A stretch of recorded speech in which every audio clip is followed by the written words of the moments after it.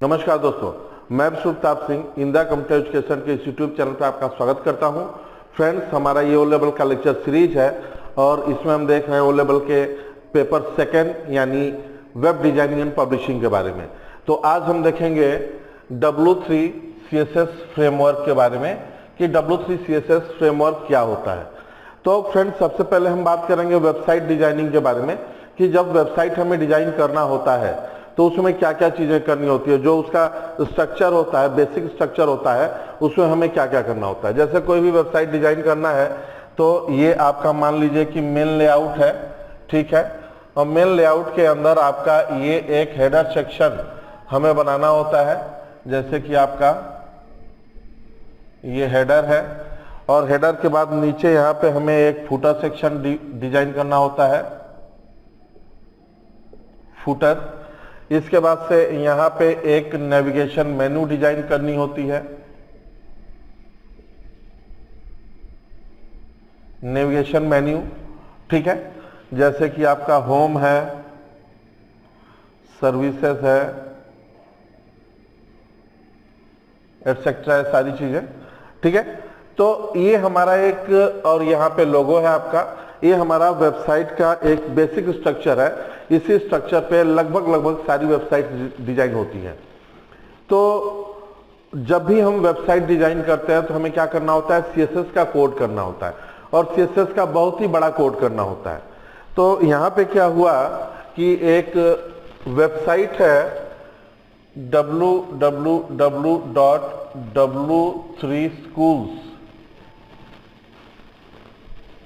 w3schools.com, ये एक website है, ये w3schools.com वेबसाइट है, ये नोट कर लीजिए।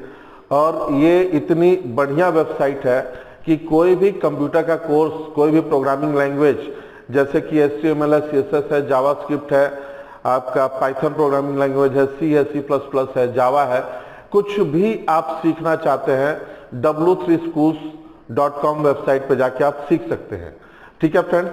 तो w3schools.com वेबसाइट को रन करने वाली, चलाने वाली जो कंपनी है, जो संस्था है, उसने देखा कि जब कोई भी वेबसाइट हम डिजाइन करते हैं, कोई भी वेबसाइट हम बनाते हैं तो उसकी बहुत सारी चीजें हैं जो लगभग सभी वेबसाइट में सेम होती हैं।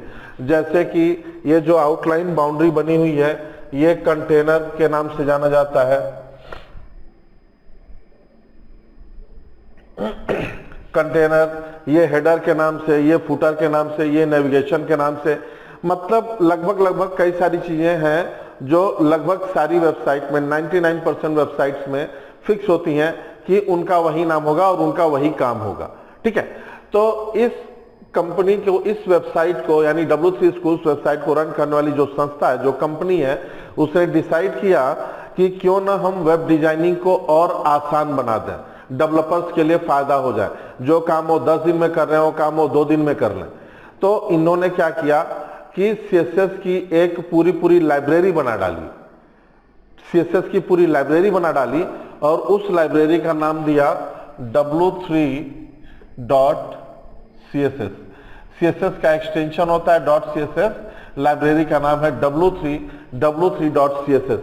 और इस लाइब्रेरी को हम क्या करते हैं, अपने HTML फाइल में इंक्लूड करके, अपने HTML फाइल में अटैच करके, लिंक करके, और इसके सारे क्लासेस को हम आसानी से यूज कर सकते हैं।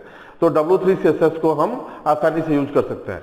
तो फ्रेंड्स, ये w3schools.com वेबसाइट की जो कंपनी है उसने क्या किया, जो हमारे डेवलपर हैं उन लोगों के लिए एक बहुत ही अच्छा टूल्स दे दिया, जिससे कि वो घंटों का काम मिनटों में कर सकते हैं और दिनों का काम घंटों में कर सकते हैं, जिससे कि वेब डिजाइनिंग और आसान हो गई और इजी हो गया और रिस्पॉन्सिव वेब डिजाइनिंग होने लगा। रिस्पॉन्सिव का मतलब क्या है कि किसी भी डिवाइस पे आप वेबसाइट को खोलेंगे, डिवाइस कंपैटिबल रहेगा, हर डिवाइस पर रिस्पॉन्स करेगा और कंटेंट इधर उधर नहीं जाएगा, भगेगा नहीं। तो इसका यूज करके अगर आप वेबसाइट डिजाइन कर रहे हैं तो इसी को हम लोग देखेंगे। तो आइए फ्रेंड्स, हम लोग कंप्यूटर की तरफ चलते हैं और देखते हैं कि कैसे डाउनलोड करना है और इसको कैसे यूज करना है। ओके दोस्तों, अब हम देखेंगे कि W3 CSS को डाउनलोड कैसे करेंगे और यूज कैसे करेंगे। तो सबसे पहले हम ब्राउजर को खोलेंगे गूगल क्रोम। इसके बाद से इसमें google.com खोलेंगे आप, google.com।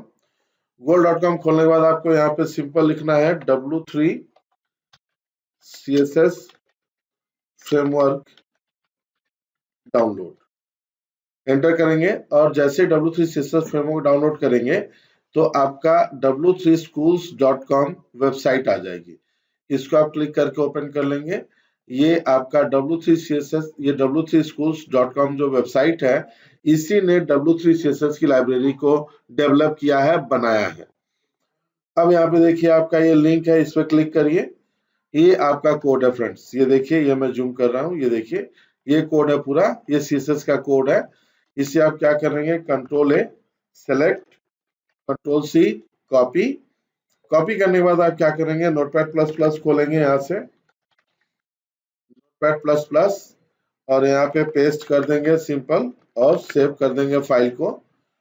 मैं डेस्कटॉप पे एक फोल्डर हमने बना रखा है टेस्ट नाम का, इसके अंदर जो है W3 CSS का फोल्डर है, इसके अंदर हम सेव करेंगे। अब फाइल का नाम मैं दे रहा हूँ w3.css। CSS फाइल है इसलिए .css एक्सटेंशन होना चाहिए।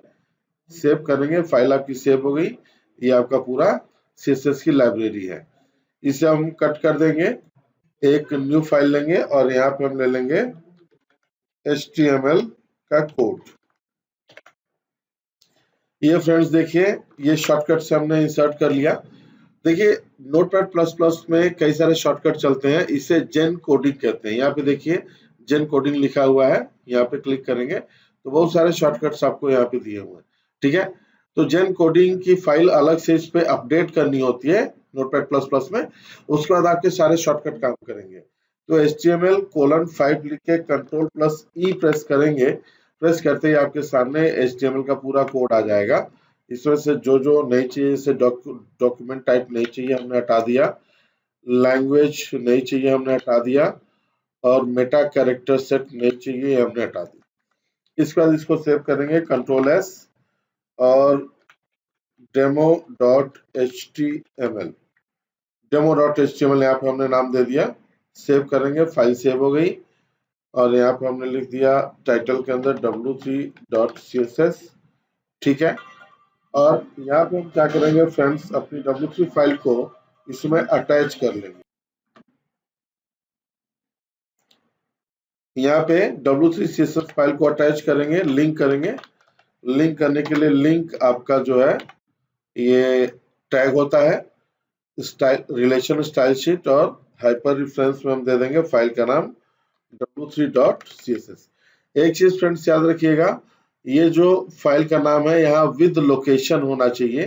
अब यहाँ पे हम जाएंगे अपने फोल्डर के अंदर, तो ये हमारा फोल्डर है और इसके अंदर दोनों फाइलें आमने सामने हैं, ये देखिए दोनों फाइलें, इसलिए हमने डायरेक्ट फाइल का नाम लिख दिया है, ठीक है। Ctrl+S करेंगे, फाइल हमारी लिंक हो गई।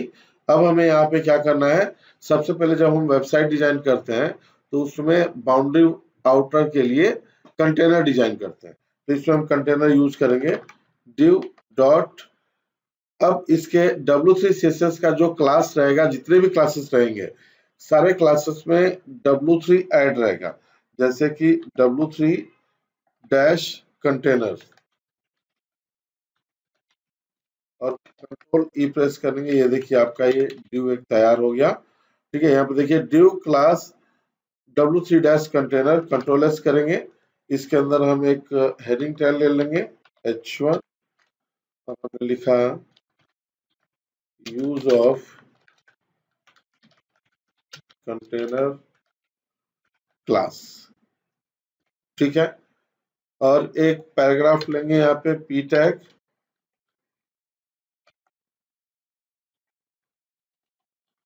इसके अंदर मैटर कॉपी पेस्ट कर देंगे, विंडो R प्रेस करेंगे और यहाँ पे ले लेंगे MS वर्ड। ये आ गया friend, equals to rand function चलाएंगे, ये आपका मैटर आ गया। यहाँ से दो पैराग्राफ हम ले लेते हैं, Ctrl+C से कॉपी करेंगे, MS वर्ड को क्लोज करिए, कोई दिक्कत नहीं है, सेव करने के लिए जरूरत नहीं है। और यहाँ पे कंट्रोल V करेंगे, पेस्ट। ये देखिए जो मेटा आपने पहले कॉपी किया था वही मेटा आपने यहाँ पे पेस्ट कर दिया, ठीक है। कंट्रोल S कर देंगे, सेव। अब इसको रन करेंगे।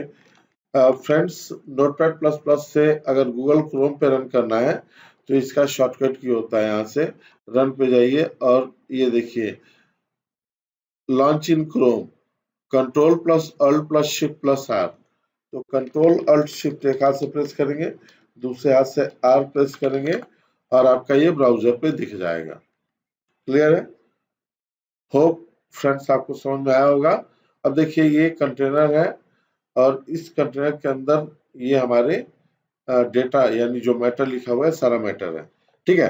अब हम क्या करेंगे, यहाँ पे जैसे हमें चेक करना है कि कंटेनर ऐड हुआ है कि नहीं हुआ है, तो हम यहाँ पे क्या करेंगे, कंटेनर का कलर दे देंगे। जैसे स्पेस के साथ W3 डैश कलर हमने दे दिया यहाँ पे रेड। कंट्रोल S करेंगे और वापस से यहाँ पे 5 करेंगे फ्रेंड्स। ये देखिए रेड कलर में हो गया और टेक्स्ट का कलर व्हाइट ऑटोमेटिक हो गया। जैसे कोई डार्क कलर लेंगे बैकग्राउंड का तो टेक्स्ट का कलर व्हाइट ऑटोमेटिक कन्वर्ट हो जाएगा। ओके, अब हम अगला क्लास चेक करेंगे। जैसे कि यहाँ पे मान लीजिए कि हमें पैनल यूज करना है, पैनल अगला क्लास। जैसे पैनल होता है कंटेनर की तरह से होता है, लेकिन पैनल होता है इसकी डिफॉल्ट मार्जिन थोड़ी बहुत सेट होती है। यहाँ पे क्लास और W3 डैश पैनल, ठीक है। यहाँ पे W3 डैश पैनल हमने बना दिया। कंट्रोल S करेंगे और यहाँ से F5 करेंगे। देखिए कुछ चेंज नहीं हो रहा है। क्यों नहीं हो रहा है?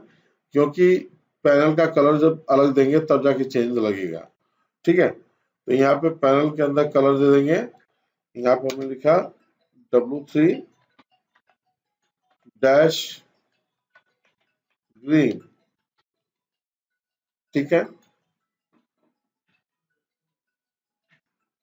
कंट्रोल S करेंगे और इसके बाद से यहाँ पे 5 करेंगे। तो ये देखिए ये जो पैनल है, पैनल आपकी ग्रीन, पूरे ग्रीन कलर की पट्टी पे आपका अपीयर हो चुका है, ठीक है फ्रेंड्स। तो आई थिंक फ्रेंड्स सारी चीजें आपको क्लियर हो गई, क्लासेस क्लियर हो गए सारे। क्लासेस कैसे यूज करेंगे इसके और भी बहुत सारे क्लासेस हैं, अगले लेक्चर में डिस्कस करेंगे। तो फ्रेंड्स W3 CSS लाइब्रेरी क्या होती है? ये किसी भी वेबसाइट को कम से कम समय में डिजाइन करने का एक अद्भुत टेक्निक होता है, कोडिंग होती है, जिससे हम आप सीख करके फंक्शंस को यूज कैसे करते हैं ये जान करके आप बढ़िया से बढ़िया कोडिंग कर सकते हैं, वेबसाइट डिजाइन कर सकते हैं। मिलता है नेक्स्ट लेक्चर में friends. Thank you very much. जय हिंद।